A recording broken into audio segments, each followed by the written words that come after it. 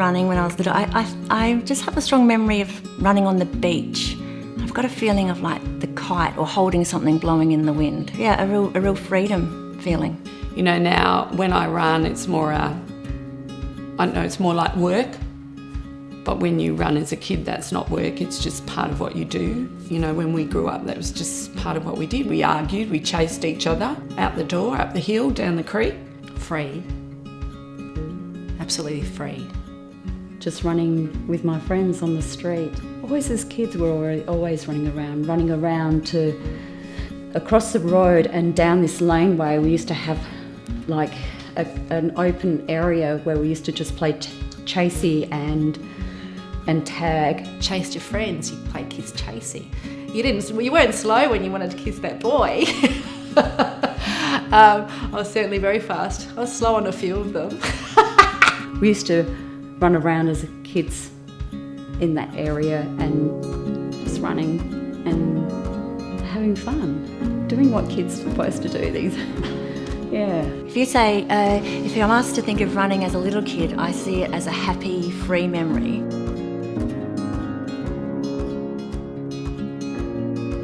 I think it must have been maybe 13, and I was more interested in hanging out with friends and going to parties and socialising in a non-sporty way. I would imagine sometime in my teens, that would be. So I don't always equate running with joy. Hated it. Well, I guess Jess and I had breast cancer in 2014, and so that knocked my exercising, almost obliterated it. I don't think I had any impulse to get up and run once I hit the teen years. I just think it's just the height of vulnerability. I felt big, I felt awful, I felt dreadful. Then you become a teenager. Did a lot of walking because I was walking to and from school. Walked everywhere, never running. And you just get older. No, I think I got to puberty and just stopped. Yeah, I guess got to 12, 13 and then kind of started developing and then just sort of stopped. I can remember doing things more easily or, quicker or whatever. And I can't do it now. So obviously when you run, I was running, it was all jiggling. Yeah, it was jiggling, right? I didn't like that jiggle. I hate that jiggle. Yeah, very exposed, you're very vulnerable. And so it wasn't something I was good at. And so I probably didn't enjoy it. And you had to run in sport, you had to run to get fit. And so that was a good thing, but I saw it as a negative.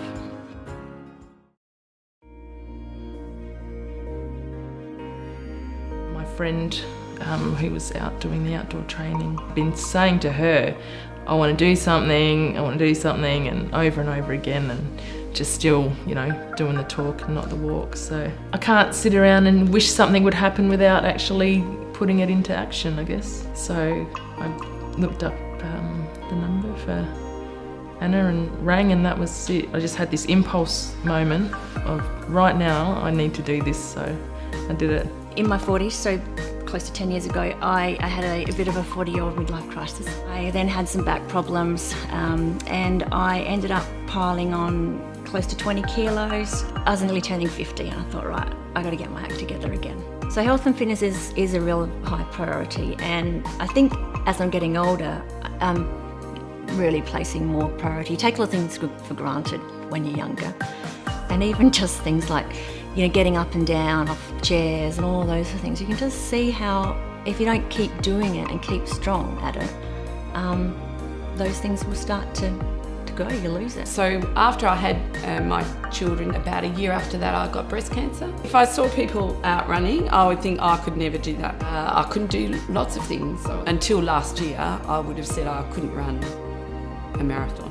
It's hard to make that first move, especially when the person inside is telling you, everyone's going to be looking at you. And that one thing I remember that's always been cemented in my mind was that night when I was trying to do a push-up on my knees, and Anna was helping me because I hadn't ever done one properly, and I was like, I'm just so weak, and she was like, no, you're not, you're so strong.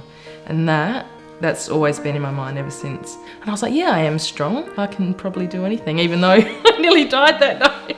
In 2011, in January, my best friend decided to tell me that she was having an affair with my husband. So it was like, okay, that's nice. That was really a bad time. I can remember taking the kids to school because I only had a part-time job, was earning me $700 a week. I had private school fees to pay. I had a mortgage to pay because he left. I can still remember just lying and just crying and crying and crying. So that's when I went back to Anna. She said, look, don't worry about the payments or anything like that. Just come and get fit. There must be plenty of other women out there who are feeling like me. And I thought, you know, if I can change one or two women to ignore what society is saying to them, that you're not pretty enough, that you're not good enough, that you should be inside exercising with that television rather than outside in the fresh, beautiful air that's open to everybody. If I can help one or two people through this course and I might make $50 a week through that, fantastic.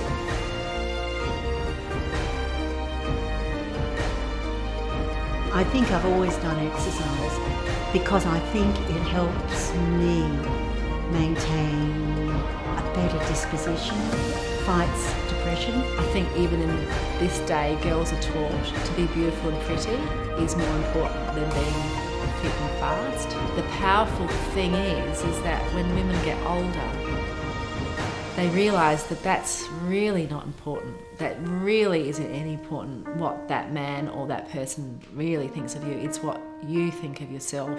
Fitness helps that feeling of beauty because you eat better, you sleep better, everything's better. Let's hope that girls don't stop exercising when they're 13.